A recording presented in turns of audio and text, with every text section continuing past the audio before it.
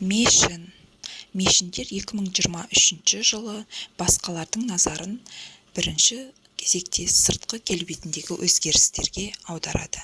Айналасындағы бәрі сәттілік, керемет оқиға деп таңданады.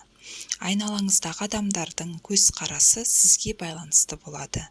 Егер сіз тәуелсіз бизнеспен айналысатын болсаңыз, сәттілік сізбен бірге болатыны сөзсіз.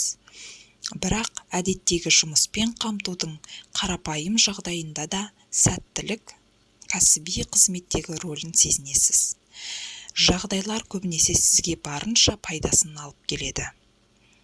Материалдық аспект қаржы жағынан байытудың жаңа мүмкіндігін ұсынып, жақсара бастайды. Бұрынғы досыңыз бірлескен жоба ұсынады.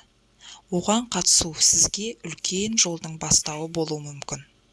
Келесі жылы сапар жоспарлап, оны жүзеге асыруға болады. Кейбіреулері көшуі мүмкін. Бірақ бұл әрқашан бұрынғы жоспармен байланысты болады. Сізге шешілмейтін мәселе болмайды. Оның ішінде жеке өміріңізде де.